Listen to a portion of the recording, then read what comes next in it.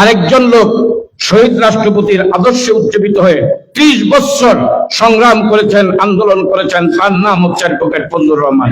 100 বছরের ইতিহাসে, 500 বছরের ইতিহাসে ফজলুর রহমানের আর সৃষ্টি হবে না।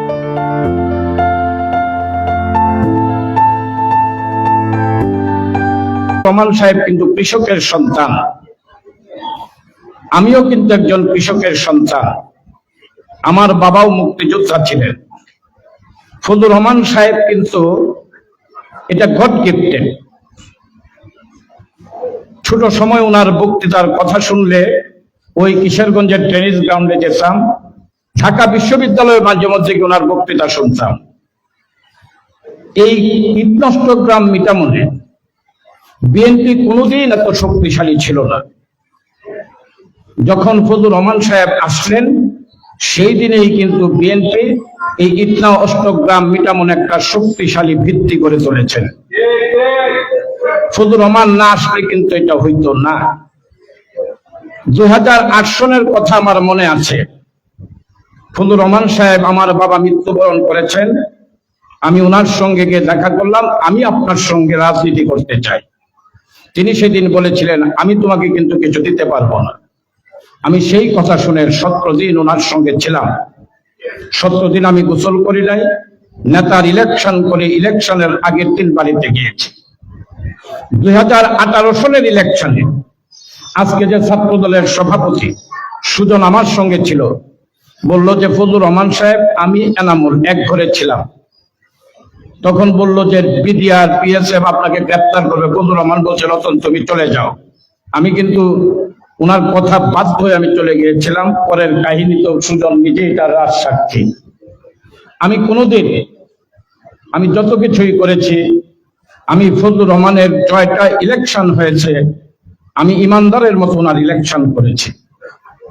কাজে যে বক্তৃতা দিতে আসলেন, কি পেলেন কি পেলেন না, আপনার যোগ্যতা দিয়ে সেটা অর্জন করতে হবে। ফজলুর রহমান সাহেবের কাছে আমার জানা মতে আপনার বেসিক জিনিস, আপনার ভালো জিনিস, আপনার মৌলিক কি পন্থা, আপনার কি প্রয়োজন, সেটা যদি আপনি ভালোভাবে উপস্থাপন করতে পারেন, আমার ধারণা তিনি সেটা মানবেন। এক ইউনিয়নে বসবাস করবেন, দ্বন্দ্ব করবেন,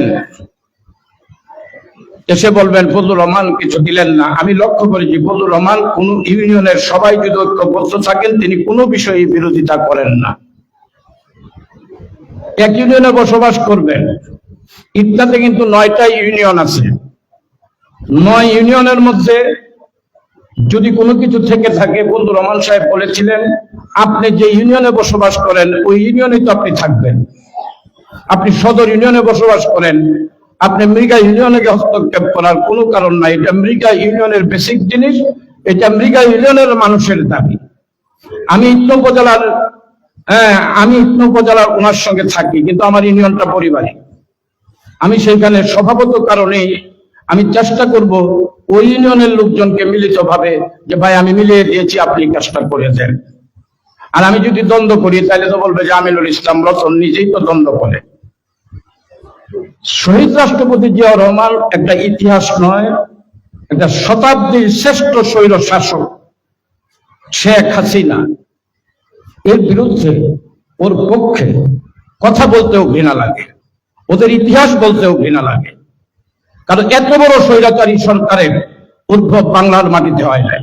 এই যে মুনির আমার সঙ্গে উপস্থিত আছে, তখনকার সময় যিনি রাষ্ট্রপতি ছিলেন, স্পিকার ছিলেন, এখানে উপজেলা চেয়ারম্যান ছিলাম, একদিনের জন্য নীতির প্রশ্নে আপোষ করি নাই, ভুল পাল্টাতে পারি না।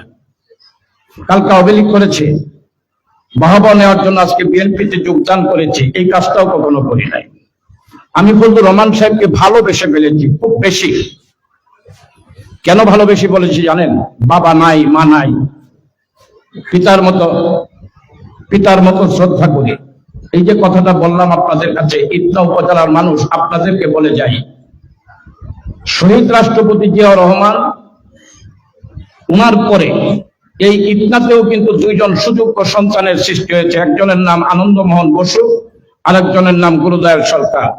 কথা যদি মানেন, সঠিকভাবে মানেন। ইউনিয়ন পরিষদের চেয়ারম্যান হবেন, 5 জন ক্যান্ডিডেট হবেন, অমুক হবেন তমুক হবেন, এইখানে আপনাদের কমিটমেন্ট করতে হবে যে ফজল যদি দলের নমিনেশন হয়, ফজলুর রহমান যাকে দিবে সেই হচ্ছে আমাদের প্রার্থী। নেতা মানলে সেইভাবে মানবেন, আমিও মানি। ফজলুর রহমান যা বলবে সেটাই হবে আদেশ, ফজলুর রহমান যা বলবে সেটাই হবে নির্দেশ। আমি